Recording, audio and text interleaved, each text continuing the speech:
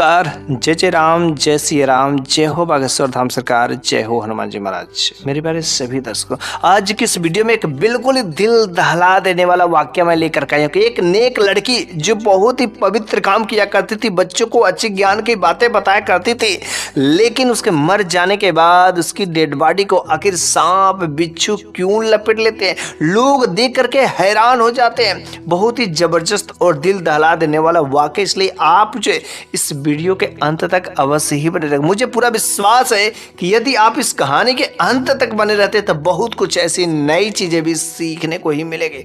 तो बस देरी किस चीज के, चलो ना इस वाक्य को बिना देरी के शुरू ही करते हैं। तो एक बार की बात है कि एक गांव में जो एक मुस्लिम बच्ची जो बहुत ही नेक थी, हर तरीके से जो अच्छी, लोगों के नज़र में कोई ऐसा गलत काम नहीं किया करते थे। उस गांव में हिंदू और मुस्लिम दोनों लोग थे, इसलिए वह बच्ची जो सबसे मिलजुल करके रहती थी। वह हिंदू के मंदिर में पूजा करने जाती थी और मस्जिद में भी जाती थी। वह लोगों से मिलजुल करके रहती थी, किसी के नज़र में कभी कोई बुरा कार्य नहीं करती थी। वह बहुत ही अच्छी थी और लोग भी उसे भला ही जानते थे। चूँकि वह पढ़ी लिखी थी, इसलिए वह जो अपने घर पर बच्चों को बुला करके जो है ज्ञान की बातें, ट्यूशन पढ़ाया करती थी, अच्छी अच्छी बातें भी बताया करती थी। इसके बदले में जो लोग खुशी से जो कुछ भी दे देते थे वह जो ले लेते थे, किसी से जोर जबरदस्ती नहीं करते थे। इसलिए उस लड़की के पास में अच्छे खासे बच्चे भी हो जाते थे, जिसके वजह से उसका खर्चा चल रहा था। उसकी मम्मी पापा चूंकि इस दुनिया से विदा हो गए थे, चले गए थे, इसलिए वह घर में अकेली रहती थी और जो बच्चों को पढ़ाने के बाद जो है अपना मंदिर मस्जिद में जाया करते थे। किसी से कोई गिला नहीं, कोई शिकवा नहीं था। लेकिन गजब की बात तब हो जाती है कि एक बार जो उसके साथ कुछ ऐसा ही अजीब हादसा हो जाता है और रात्रि के समय में अचानक सोए सोए उसकी मृत्यु हो जाती है। गांव वाले बड़ी ही सख्त होते हैं कि आखिर इस बच्ची ने, इस लड़की ने ऐसा काम क्या किया था कि जिसके वजह से अचानक इसकी मृत्यु हो गई। चलो ठीक है, जाने वालों को कौन रोक सकता है, हो सके आज तक ही यहीं तक इसका जीवन इस धरती पर था, इसलिए इसको जाना पड़ा। चूंकि वह लड़की मुस्लिम थी, इसलिए उसे दफनाया ही जाएगा।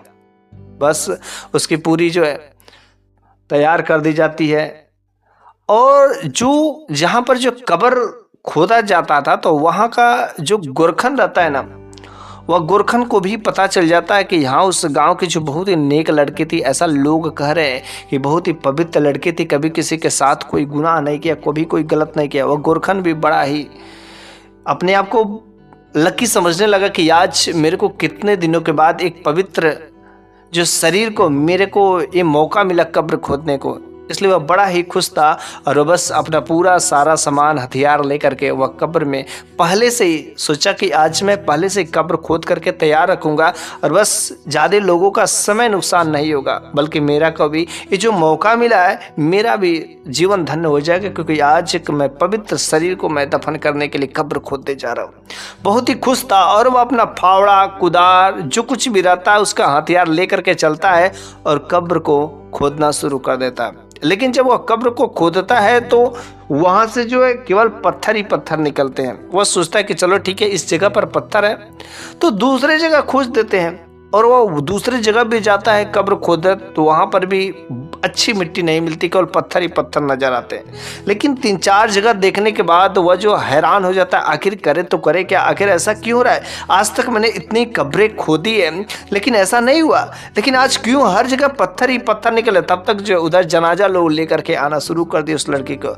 उस लड़की के जो जनाजे के साथ में पूरे के पूरे गांव वाले थे, साथ ही साथ छोटे छोटे बच्चे भी थे।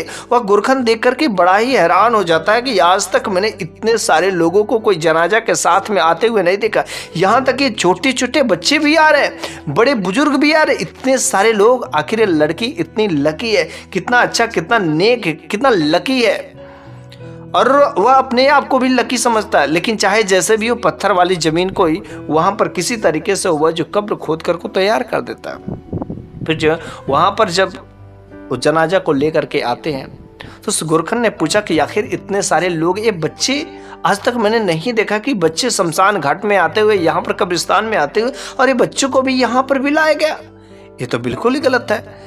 तो उन गाँव वालों ने कहा इन बच्चों के लिए यह जो लड़की है ना बिल्कुल एक माँ के समान थी। ये जो है अपने बच्चों से बहुत ही प्रेम करती थी, बहुत ही जानती थी, बहुत ही मानती थी अपने बच्चों को। ये सब अपना जो बच्चे जैसे मानती थी, क्योंकि इनको ज्ञान की बातें शिक्षा दिया करती थी। इस वजह से बच्चे को भी ऐसा लग रहा है कि मेरी माँ मुझसे जुदा होने रही है, इसलिए ये सब छोड़ने के लिए आए हैं। यह देख करके उस गोरकन के भी आंखों में आंसू आ जाते हैं। और बस जनाजा तो कि तैयार ही रहता है। उस लड़की के शरीर को लोग लपेट करके और उस कब्र में डालने ही वाले थे। लेकिन क्या देखता है कि जैसे उस कब्र में डालने वाले थे तो उस कब्र के अंदर से एक 2 मुंह वाला सांप जो वहां पर निकल करके बैठ गया रहता है। हाँ, तो वे लोग बड़े ही डर जाते हैं, शॉक्ड हो जाता है, अरे इस कब्र में कैसे सर्प आ गया। तो उस कब्र को छोड़ देते हैं और दूसरे जगह कब्र जो खुदाई करके वहां पर डाला जाता है। लेकिन जैसे ही उसकी लड़की की बॉडी को कब्र के अंदर डालने ही वाला रहता है, तब तक जो वहां पर भी एक मोटा सा सांप, अगल बगल से बिच्छू निकलना शुरू हो जाता है। एक जगह, 2 जगह, 3 जगह, 4 जगह देखा जाता है, लेकिन हर जगह हाल यही है। गाँव वाले बड़े साकड़ होते, अचंभित होते कि आखिर इस लड़की तो बहुत ही नेक थी, बहुत ही पवित्र थी, आखिर ऐसा क्यों, आखिर इसके साथ में ऐसा क्यों हो रहा है कि जमीन भी इसे स्वीकार नहीं कर रहे, आखिर ये धरती भी, मिट्टी भी इसे स्वीकार नहीं करना चाहती, कौन सा ऐसा गलत काम की थी। लेकिन हम लोग तो जानते लड़की बहुत ही अच्छी थी, पवित्र है, नेक है, लेकिन कुछ ना कुछ लग रहा है, इसके दाग में कुछ काला है। चलो इसको दफन न करते पहले जो है इसको किसी मौलाना से, किसी जो जानकार व्यक्ति से इसका जो देख रेख करना जरूरी है, आखिर इसने कौन सा ऐसा गुनाह किया था। फिर जो उस लड़की की बॉडी को ले जाकर के फिर से एक सुरक्षित स्थान पर रख दिया जाता है। और उसी गांव का जो है एक मौलाना जो काफ़ी जानकार, बुद्धिमान, और वहाँ पर आते हैं। और जब वहाँ पर आते हैं तो लोगों ने पूछा कि देखिए मौलाना साहब, पता नहीं क्यों इस लड़की जो कि बहुत ही पवित्र नेक थी, तो उस मौलाना ने कहा कि अवश्य ये आप लोगों के नज़र में हो सके नेक है, लेकिन वह दिन के समय में आप लोगों के नज़र में नेक काम करती और रात्रि के समय में वह जो बस हो सके अपने जिस्म का सौदा करती हो, कुछ अलग, क्योंकि उसके कोई माँ बाप तो थे नहीं। लेकिन आखिर कैसे हो? ये तो बात जो बच्चे पढ़ते थे, हो सके उन लोगों से पूछने पर पता चल जाएगा। उन सारे के सारे बच्चों को इकट्ठा करके उन लोगों से पूछा गया, क्या तुम्हारी जो दीदी थी, क्या वो कोई ऐसा गलत काम करती थी? तो सारे के सारे बच्चों ने कहा, कभी तो मैंने ऐसा कोई चीज़ ही नहीं देखा कि जिससे मैं उनको जो गलत साबित कर सकूं, कोई चीज़ मैंने नहीं देखा। लेकिन कुछ लोग ये कहने लगे कि हाँ, दिन के समय में वो हम लोगों के नज़र में अच्छी बनती थी, लेकिन वो रात्रि के समय में जरूर पक्का ही कोई ना कोई जो है नियत खराब काम वाली करते थे, जिसकी वजह से धरती भी आज इसी मिट्टी भी अपने गोद में लेने के लिए तैयार नहीं हो रही। ये बहुत ही चरित्रहीन थी, ये छुप छुप करके गलत काम किया करती थी, गैर मर्दों के साथ रात बिताया करती थी। हमको तो ऐसा ही लग रहा है, क्योंकि कोई डांटने बोलने वाला कोई तो था नहीं, तो बस ये अपनी मर्जी का किया करती थी। अब वही जो लोग पहले उस लड़की को पवित्र कहा करते थे, नेक लड़की कहा करते थे, लेकिन जब धरती ने, इस मिट्टी ने स्वीकार नहीं किया तो लोग उसके ऊपर कीचड़ उछालना शुरू कर दिया। लेकिन बिना कोई जो है गवाह का, बिना देखा कैसे किसी के ऊपर जो गलत कहा जा सकता है? मौलाना ने कहा इसके बारे में आप लोग जो डायरेक्टली किसी को गलत नहीं कर सकते, पहले तो इसके बारे में पता करना पड़ेगा आखिर यह कौन सा गलत काम करती थी। तो बच्चों ने कहा कि हाँ, कुछ दिन पहले जो है इनकी एक सहेली जो अक्सर इनके साथ में आया करती थी। अगर आप उनके सहेली के पास में जाकर के पूछे तो हो सके वो बता कर सकती है। अब वो सहेली के बारे में ढूंढा जाने लगा कि आखिर सहेली का घर कहाँ है। तो सहेली के घर पर जब सब जाते हैं तो पता चलता है कि सहेली की शादी हो गई है, और शादी होने के बाद वह तो अपने घर चली गई है। फिर जो उसके घर पर भी संदेशा जाता है और उसकी सहेली को जो है इस गांव पर उस लड़की के पास में लाया जाता है जहां पर उसकी बॉडी पड़ी रहती है। तो मौलाना साहब ने पूछा कि तुम इस लड़की की सहेली हो और हम लोग जानते हैं कि बहुत ही नेक, बहुत ही अच्छी है, लेकिन आखिर इसके साथ में ऐसा क्यों हो रहा है कि धरती जो मिट्टी ए भी से अपने गोद में लेने के लिए स्वीकार नहीं कर रही है? उस लड़की ने कहा हाँ, ये तो मेरी बहुत ही अच्छी सहेली थी, बहुत ही क्लोज सहेली थी, लेकिन एक वजह से मैंने इसका साथ छोड़ दिया। मौलाना ने कहा अरे भाई, कौन सा वजह था? उस लड़के ने कहा मेरे को नजर में तो हर चीज़ वो अच्छा काम करती थी, बच्चों को पढ़ाती थी, सब काम करती, सब ठीक ठाक था, लेकिन बस एक काम वो गलत काम करती थी, और जो गलत काम कोई भी इंसान अगर करेगा तो भगवान भी उसे माफ़ नहीं करेगा, कभी नहीं माफ़ करेगा। तो मौलाना ने कहा, अरे बताओगी क्या है? पूरे गांव वाले देखो बेसब्री से इंतजार कर रहे, आखिर इसने कौन सा ऐसा गलत काम किया। उसने कहा कि हाँ, ये मेरी सहेली थी, और जब बचपन के समय में जब हम लोग पढ़ाई किया करते थे, हम अक्सर जो इसके घर पर आया करते थे, और जब इसके घर पर आया करते थे तो इसके पापा तो बहुत पहले इस दुनिया से चल बसे थे, लेकिन जो इसकी माँ थी जीवित थी। वह माँ बूढ़ी हो गई थी।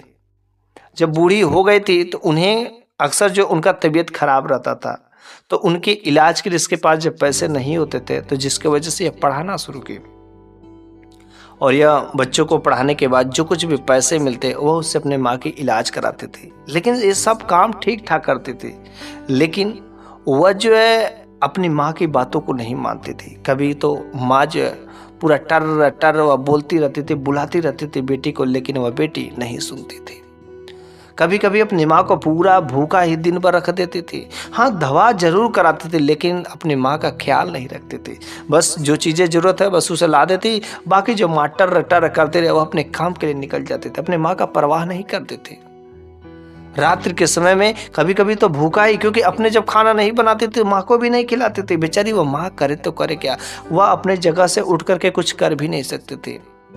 लेकिन एक दिन गजब की बात तब हो जाती है कि मैं जो है उसके घर पर गई थी, और जब उसके घर पर गई थी तो माँ जो है पानी के लिए चिल्ला रही थी, बेटी मेरे को पानी दे दो, पानी दे दो। बहुत जोर से वह माँ को प्यास लगी थी, और मैं वहाँ पर खड़ी थी, तो मैंने सोचा कि शायद वह पानी लेकर के आ ही रही होगी, लेकिन वह खाली हाथ आ रही होती है और अपनी माँ को एक चाटा जोर का मारती है। कहती, करे तू तो मेरे को जीने ना देगी ना मरने देगी। अरे मैं तेरे वजह से देखो क्या क्या करना पड़ रहा है, मैं बच्चों को पढ़ाती हूँ, ये करती हूँ वो करती हूँ, और तू टर टर बोलता करती है। अरे मैं करूँ तो करूँ क्या? अरे तुम मर क्यों नहीं जाती? वह जो भगवान से, वह अल्लाह से हमेशा यही इबादत करती थी कि मेरी माँ को इस दुनिया से जल्दी से उठा ले, लेकिन उसकी इबादत स्वीकार नहीं होती थी। गजब की बात तब हो जाती है कि उस दिन जब अपनी माँ को एक थप्पड़ मारा था ना, तो मेरा देख करके दिल दहल गया, और मैंने उससे कहा कि देखो ये जो तुम काम कर रहे हैं बहुत गलत काम। अरे तुम्हारी माँ है और तुमको अपनी माँ के साथ में ऐसा व्यवहार नहीं करना चाहिए, तुम अपनी माँ को मार दी। अरे कैसा काम कर रही हो? शायद तुमको नहीं पता भगवान तुमको छोड़ेगा नहीं। वो लड़की कहती है, अरे चल चल ठीक है, तू अपने ज्ञान की बातें रखा रख। अरे मेरे को कितना परेशान करती है, हर तरीके से मेरे को कोई काम करने नहीं देती है। अरे भूखे मरे इसके पानी के लिए, इसके प्याज के लिए, इसका सेवा पानी करने के लिए क्या मैं दिन भर घर में बैठा रहूं? ऐसा मैं बिल्कुल नहीं कर सकती, भूखे मर क्यों ना जाए। बस शायद उस दिन से मैंने अपनी सहेली के घर पर आना ही बंद कर दिया, दोस्ती को छोड़ दिया। लेकिन बाद में पता चला जब वो बार बार अपने अल्लाह से, अपने भगवान से उस इबादत करती रही कि हे भगवान मेरी माँ को उठा क्यों नहीं लेते, लेकिन उसका उम्र नहीं पूरा हो रहा था।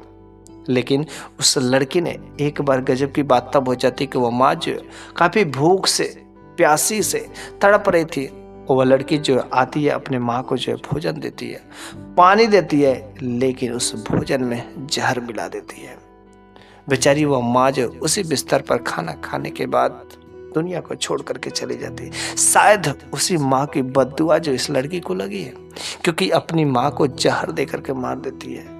जिस माँ ने इसको कितना नाजुक से पाला होगा, कितना प्यार किया होगा, लेकिन वह लड़की अपनी माँ के साथ में ऐसा काम किया।